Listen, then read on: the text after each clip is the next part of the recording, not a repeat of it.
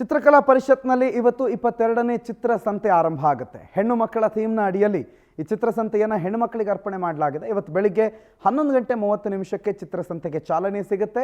ಅಧಿಕೃತ ಚಾಲನೆಯನ್ನು ಕೊಡ್ತಾರೆ ಸಿಎಂ ಸಿದ್ದರಾಮಯ್ಯ. ಶಿವಾನಂದ ರಸ್ತೆಯಲ್ಲಿ ಕಲಾಕೃತಿಗಳ ಪ್ರದರ್ಶನ ಈಗಾಗಲೇ ಆರಂಭ ಆಗಿದೆ. ಕುಮಾರಕೃಪಾ ರಸ್ತೆಯ ವಾಹನ ಸಂಚಾರ ಇವತ್ತು ಸಂಪೂರ್ಣವಾಗಿ ಬಂದಿರುತ್ತೆ. ಹಾಗಾಗಿ ಮೆಜೆಸ್ಟಿಕ್ ಕಡೆ ಹೋಗೋರಿಗೆ ಪರ್ಯಾಯ ಮಾರ್ಗ ವ್ಯವಸ್ಥೆ ಮಾಡಿಕೊಟ್ಟಿದ್ದಾರೆ. ಲಕ್ಷಾಂತರ ಜನ ಭಾಗವಹಿಸುವ ನಿರೀಕ್ಷೆ ಇರೋದ್ರಿಂದ ಅದಕ್ಕೆ ಬೇಕಾದಂಥ ಕ್ರಮವನ್ನು ಮಾರ್ಗ ಬದಲಾವಣೆಯನ್ನು ಕೈಗೊಳ್ಳಲಾಗಿದೆ. ಇನ್ನು ಸಿದ್ದರಾಮಯ್ಯನವರು ಬೆಳಗ್ಗೆ 10:30 ಅಧಿಕೃತವಾಗಿ ಸಂತೆಗೆ ಚಾಲನೆ ಕೊಡ್ತಾರೆ. ಉದ್ಘಾಟನೆಯನ್ನು ನೆರವೇರಿಸಲಿಕ್ಕಿದ್ದಾರೆ.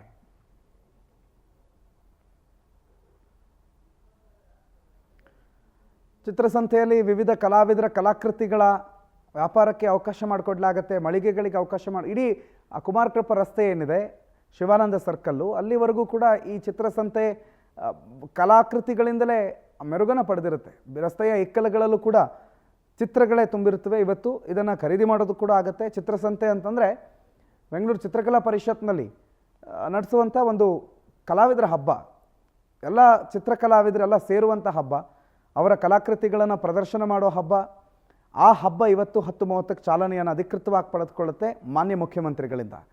ಈಗಾಗಲೇ ಚಿತ್ರಸಂತೆಗೆ ಹಲವು ಕಲಾವಿದರು ತಮ್ಮ ಕಲಾಕೃತಿಗಳ ಜೊತೆಗೆ ಬಂದಿದ್ದಾರೆ ಮತ್ತು ಆ ಕಲಾಕೃತಿಗಳನ್ನು ಬಯಸಿ ಅದನ್ನು ಇಷ್ಟಪಟ್ಟು ಅದನ್ನು ಹಣ ಕೊಟ್ಟು ಕೊಂಡುಕೊಳ್ಳೋದಕ್ಕೂ ಕೂಡ ಹಲವರು ಬರೋ ನಿರೀಕ್ಷೆ ಇದೆ.